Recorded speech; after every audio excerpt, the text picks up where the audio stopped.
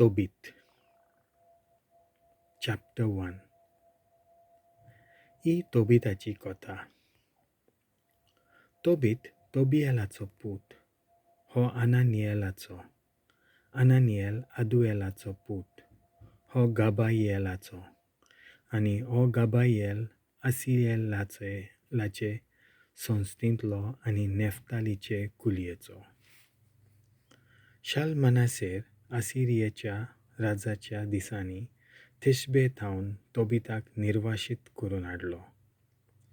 थिसबे म्हणल्यार वयल्या गालिल्या प्रांतांत हाजोरा वयर केदेश नाफ्तालीचे दखिणेक, शेफाताचे उत्तरेक मातशे अस्तम ते वाटेन उप्ता. 1. तोबीत निर्वाशी. सगळ्या म्हज्या जिवितांत हांव स्वताची आनी बऱ्या कर्तुबांची वाट चल्लां. म्हजे भाशेन निनेवे आसिरियेच्या गांवांत निर्वाशी जाल्ल्या भावांक आनी गांवांच्या लोकांक हांवें उदारपणान भीक दिली.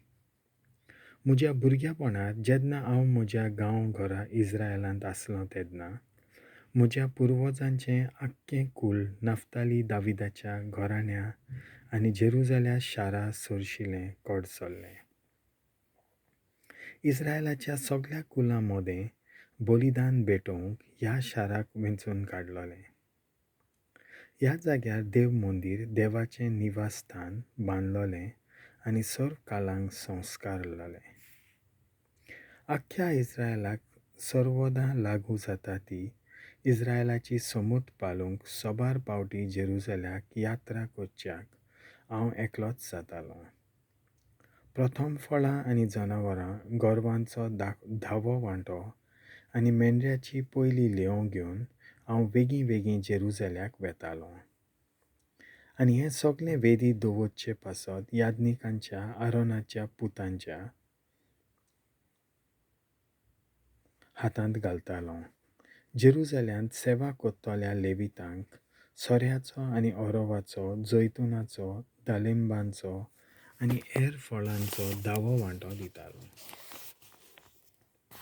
सर्व वर्सां एकूय चुकयनासतना जेरुसाल्याक वचून हांव दुसरे पावट दुडवांचो dhavo वांटो फारीक कोत्तालों.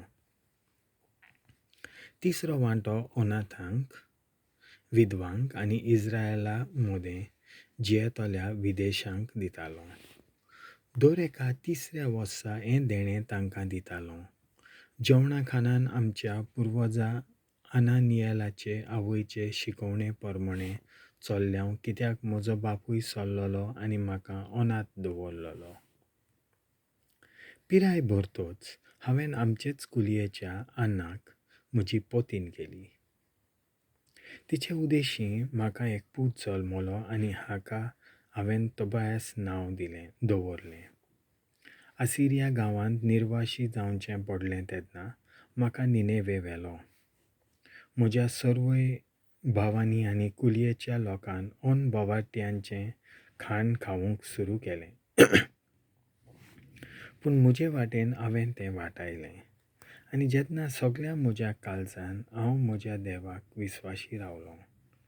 सर्वेस्परान म्हाका शालमानेराचे सवे उपकार दाखयलो आनी ताणें म्हाका आपणाक गरज त्यो वस्तू विकत्यो घेवपाचें काम दिलें. तो मरोवेर हांव मिदिया वेतालों आनी राजाच्या नांवान वेव्हार चलयतालों. हांवें 10 मान्न्याच्या मोलाचे रुपयान भरलोले पोते गाबायलाच्या थाब्यांत दवरले. तो मेदियाच्या रागेसांत रावपी गाब्रियासाचो भाव जावन आसलो.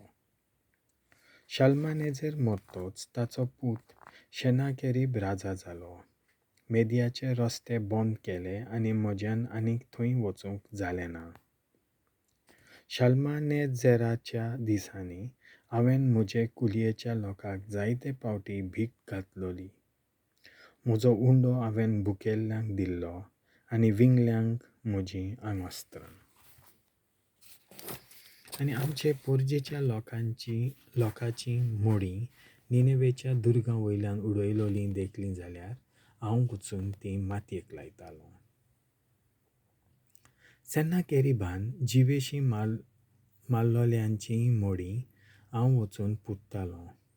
सर्वेस्परान ताच्या देवनिंदांक लागून सेनाकेरीबाक घास लायल्या उपरांत जुडेयाचो नासादी जावन पळून येतालो तेन्ना ताणें रागान खूब इस्रायेलीतांक जिवेशी मारून उडयले. तांची मोडी हांवें चोरून हाडली आनी मातयेक लायली. सेनाकेरीब ती मोडी सोदतालो, ताका ती मेळना जाली. कोण एका निनेवेच्या नागरिकान वचून हांवें ती लिपचोरयां पुल्ल्यांत म्हूण राजाक सांगून दिलें.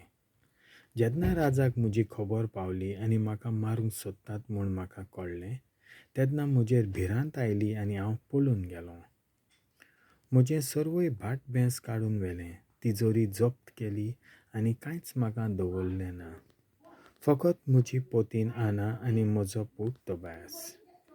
हाचे उपरांत 40 दीस जायना फुडें राजाक ताच्या दोगां पुतांनी जिवेशी मारलो आनी आरारात दोंगरांचेर पळून गेले. एसारहादोन नांवाचो पूत ताचे उपरांत राजा जालो. आनायल म्हज्या भावाचो पूत आहिकाराक दुडवांचो कारबारी नेमलो आनी आख्ख्या राज्यांत प्रशासन चलोवंक ताका पदवी दिली.